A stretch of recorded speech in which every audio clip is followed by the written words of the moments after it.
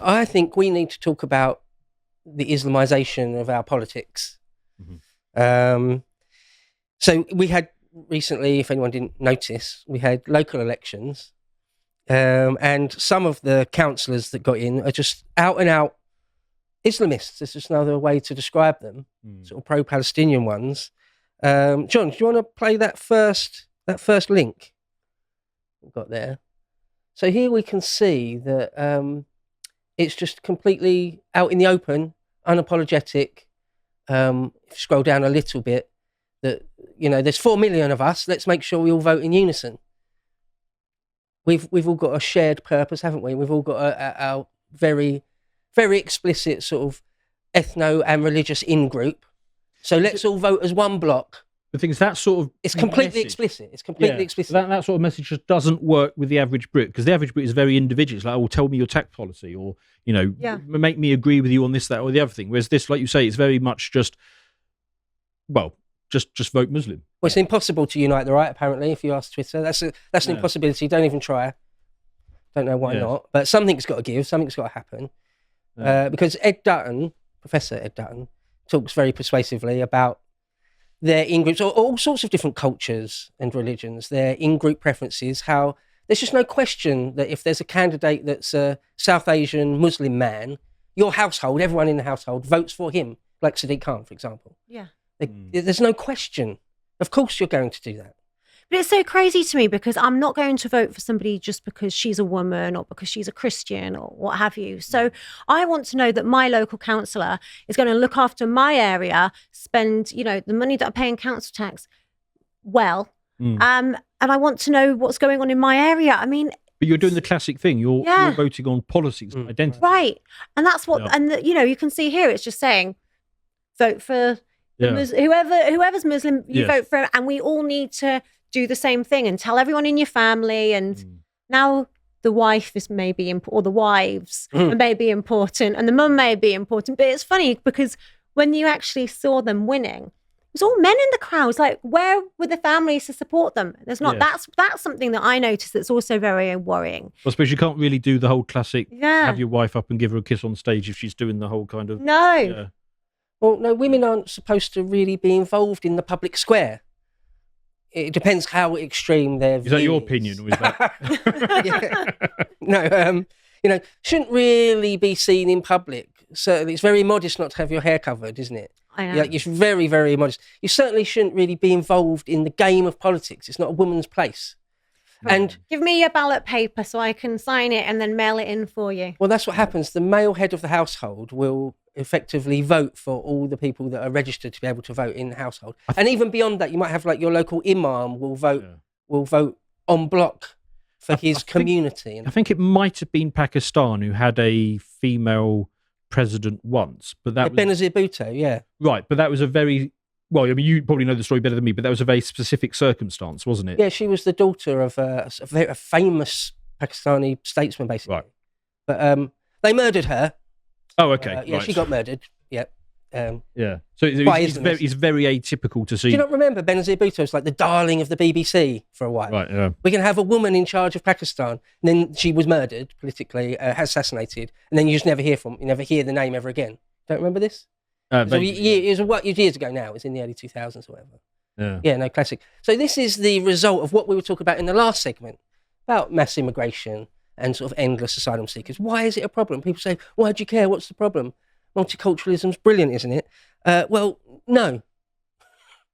No, it isn't, because multiculturalism as a good thing is, of course, a lie. Diversity isn't a strength. Homogeneity is a strength, obviously. And you end up with this, where you just get enclaves of foreign people who vote entirely for their own interests. And you can't really blame them necessarily for that. But, you know, it's just not a good idea for us. But can you ever play that link of Jimmy Carr, John? You see that one? Some people still insist there's no kind of problem. Here's Jimmy on trigonometry the other day. Right. If you want to play that. I don't read as this at all, so you sort of have to say it, but I'm sort of first generation immigrant. Irish parents moved over in the early 70s, sort of economic migrants, and we did very well. And I think there's something about migrants that we don't talk about enough. They're incredible high agency people, we're all from elsewhere a generation ago, and you go, what's great about London? Why is it the greatest city in the world? Well, migration. It's this amazing sort of melting pot of energy and people with kind of hopes and dreams and aspirations. It's fantastic. We should be encouraging. I don't read as this at all, so you sort of have to say so it, but that's I'm sort of impossibly naive. Yeah, it's impossibly naive, that, isn't it? I'm not saying that everyone that comes from a foreign country isn't full of good aspirations and hopes and dreams, but it's just completely ignoring anything that's negative about it. And what you need to do, and you need to have people that want to assimilate into the country. Like my mum's from the Philippines, and she wanted to be here because she loves Britain and she wants to be like a British person. She wants to be part of the culture. I mean, it's actually funny, if you remember that old TV show of Hyacinth Bouquet, keeping up appearances, like super trying to be British. That's like my mum. She loves England and Britain so much. She wants to be part of it, and she wants to embrace it in every way that she possibly can. But you have people here like, the councillors, and you can see it. They're shouting Allah Akbar as they win. Right. That is not embracing the British culture. When you have the Palestine flag flying behind you, whatever your politics are on, whether it's Israel or Gaza or whatever your politics are, and whoever you... This is England. So why, if that was the St. George's flag, I think someone would be carted off by the police. Oh, definitely. Yeah. So you can't have that. But it's a local election that has nothing to do with the local constituents. And, that's what is really scary about it. Yeah. But the assumptions that Jimmy's making here is that the people who are coming are all individualistic and buy into Western values. But the entire point is, the people who are coming now are not individualistic. They don't respect women's rights or whatever it is, or all of the sort of the Western tenets. They're just not into it. So that's the point of the line. You make the great point about integration. Yeah. Many people that come over have got no intention of integrating, but beyond that, they mean to destroy our existing civil society. So, John, can you play the link? Have you got the one there of the guy winning? Actually, not this one. The guy winning at the. Well, you can play this one. What's his name? Tiger. His name's Tiger something. Tiger Patel. Obviously, the intention is not to integrate in any possible way. And he's got the wife with the letterbox eyes thing. Yeah, all right. You don't really need to hear him. You've got the other one of the guy, the Green Party guy. Yeah, that's the link. That's the link. This guy. Oh. Play this. This is at the local elections recently. Green Party candidate. 3 years ago, we started this campaign. I started alone, and Allah sent His angels to come and assist me. In Leeds. The community of Hales and Gibson, who are fed up of being let down by the Labour Council, who have been fed up of being taken for granted, who have been fed up of being taken for granted, who have been fed up of being neglected by this rotten council, who are fed up. Look at the language you're using. Back off. Don't use that as a win for the people of Hales and Gibson. This is a win for the people of Gaza, who have been neglected. We will not be silent. We will raise the voice of Gaza. We will raise the voice of Palestine. Allahu Akbar. So again, a Green Party councillor in Leeds, that was. So interestingly, for a Green Party candidate, I'm not hearing a lot about recycling bins. Right, yeah. Well, I was so confused. I was out horse riding the other day, and I was asking my friend who's a bit of an environmentalist, and she's voted Green Party before. And I said to her, I'm confused. Like, is the Green Party just something separate from like Labour and Council? I know I've been in America for like 17 years. What's happened? I thought the Green Party was about the environment and, like you said, recycling bins or something. She's like, no, it is. I said, but there's a guy shouting like Allah Akbar with the Palestinian flag behind him, shouting that this is for the people of Gaza.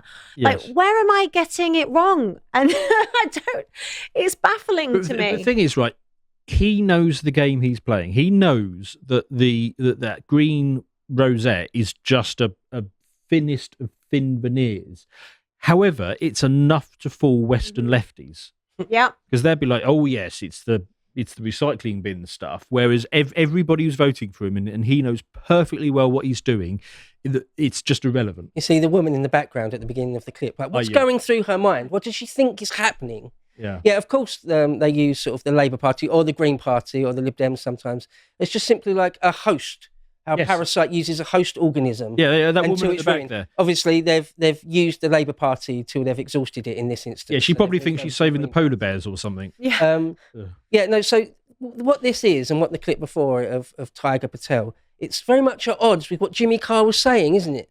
It doesn't marry up with what Jimmy Carr was saying. He's using this idea of like one of your parents, for example, or my father came over from the United States. If you integrate, it shouldn't be a problem. But it's not only is it not integration, it's to bring over their 1,300-year-old which to replace our culture. Desert feud onto the streets of Britain everywhere. Yes. And it's not good. I mean, a lot of people say when people tweet about all this sort of thing, some people say, yeah, obviously. Like, what did you think was going to happen? Yeah. And I agree with them. Yeah, obviously. A lot of people saw this coming a long, long time ago. Yeah. I mean, even the late, great Christopher Hitchens, who's been dead for quite a few years now, the idea, the slur of Islamophobia, if you have any criticism of Islam, it's Islamophobia. And he said, it's a word created by fascists, used by cowards to intimidate morons. I think I've almost got the quote right. Yeah, there's no such thing as Islamophobia. No, we're not an Islamic country. But the mass immigration is now at the point where it's like manifesting right before your eyes in local election results. There's the old adage, isn't there, that if you bring the third world to your country, you become the third world. Yeah. If you take lots of Near Eastern Islamists, hundreds of thousands of them, bring them to England, give them an English passport, they don't suddenly have the values of an Englishman.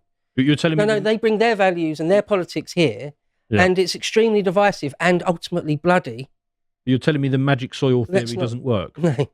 Because let's be in no doubt here, you'll end up with like a Bosnia-type situation. Mm-hmm. What happened in the Balkans, in Yugoslavia in the 90s, or there's even worse examples throughout history. If you look at the partition of India, for example, when they made East and West Pakistan, there's lots and lots of examples, all the problems that happen in Burma or Myanmar. Wherever you get Islamization taking over vast swathes of your politics, it doesn't bode well, because eventually they'll sort of make their own party and vote in blocks of millions, and then will want to bring in Sharia law, and then they'll want a caliphate.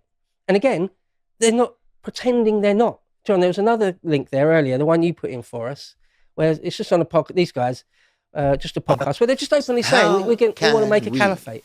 Yeah? Re-establish the Khilafah again. So there are three methods, correct me if I'm wrong. Yeah. Our brothers from Hizb ut-Tahrir who believe you do some grassroots dawah, you awaken the community, you awaken the ummah, but really you seek power from a select group of elite who will give you nusra, and then you do maybe something like, but not restricted to a military coup, takeover, done. Yeah. Then you have our brothers who, I don't like this term, they are what you would call from the jihadi spectrum. They say that no, we cannot seek nusra because they are taghut and the army are taghut. We have to take it by force. Yep. We have to establish Islam by force. Yep. Then there are those who, even though this movement has developed through the time, they say, well, hold on here. We need to deal with the means that we have, with the mechanisms that we have. Because of sensitivity, let us not mention certain groups. Of course not. Okay, so we will do da'wah. And we will seek nusra from maybe the Ahl Hali wal Aqd, or maybe the military elite. The military elite. Yeah. As one example. Yeah. You are working with the system, and also you have put your people in the military. Or you give da'wah to the people already in the military. Yeah, and then, okay, when they become, those people, when they accept your da'wah, and they become part of you, have to work within the system. To overthrow the system. To change the system. Yeah. So funny, smiling, something to smile about that. So talk about completely subverting and perverting our nation. It's just unabashed, it's unashamed, it's out in the open. Yes, that's what we mean to do. Ultimately, to create a caliphate where there will be Sharia law and all the rest of it. But first of all, yeah, I mean, they're just blatantly saying, oh yeah, we're fully up for military coups and whatever else goes along with it. The other thing that I found quite funny is, did you hear the ceiling bird going off chirping a couple of times? They can't change the battery either. Yeah, and so, I mean, at the moment, they're obviously decided to sort of try and play the game legitimately, but that's only one phase. Again, if you look at history, that's just the opening gambit, the opening phase of it. That won't last forever, because that can only be taken so far, and then it will come to force at some point. As a woman, when I see this, it's a little worrying to me, because you look at countries that have been taken over by people like this, you know, Afghanistan, Iran. You look at, I actually posted something recently about the old clothing that they used to wear versus what they're forced to be dressed in now. And Iran. Iran, Afghanistan, loads of Muslim countries, their traditional dress of these women were beautiful, you know, colours, and you know, they were allowed to show their faces and their hair. And now, you know, it's being taken over, and it's become like by people like this who just, you know, really want to diminish women as well throughout the country. You can see it with their own wives and their family and their daughters. And, you know, I know they say that Western culture's like completely and utterly disgusting and immoral and the women are awful, but where's like the balance? These guys, you know, these guys. It's worrying the left-wing parties that let them in just don't clock it at all.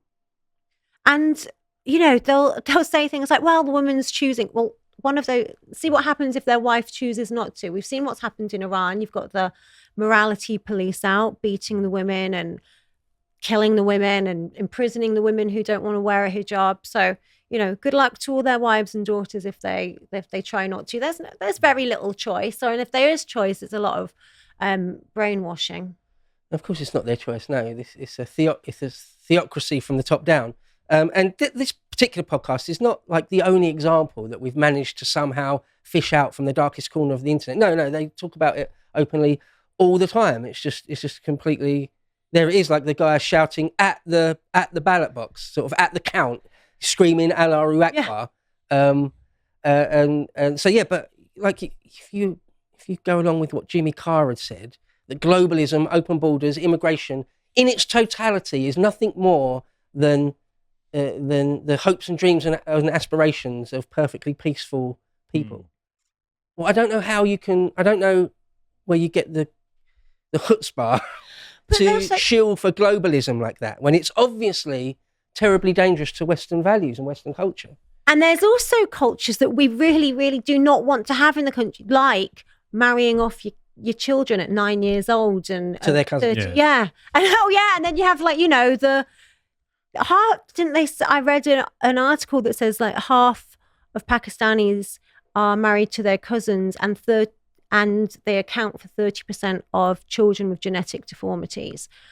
So obviously there's a strain on the health. Something about inheritance laws or something like that, but you're strongly incentivized to keep it in the family or something, which, you know, doesn't seem like a good idea. And you don't want that some of those genes, you know, the recessive genes in the families, because that's causing all the genetic disorders, and that's going to then cause issues for our NHS as well, because you're marrying your cousin. So yeah, it's mad. I mean, if you'd appeared in FHM and your uncle would murder you for that. Yeah. Oh yeah. Right. Your dad and your uncles would get together and murder you. An honour killing, wouldn't it be an honour? Yeah. Is that what it is? Yep. Yeah. Oh, absolutely. Yeah. Okay. So there's one link there where I said death threats from Reform. Obviously, I've got my history with Reform. But John, can you put that link up? I think it's actually a Richard Tice link.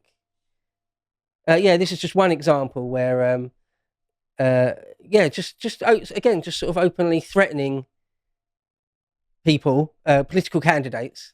Just openly threatening them. You don't need to play it. What about the George Galloway thing? Put the George Galloway link up. Where Galloway and his party, again, just openly using the Israeli-Gaza conflict as a route to power.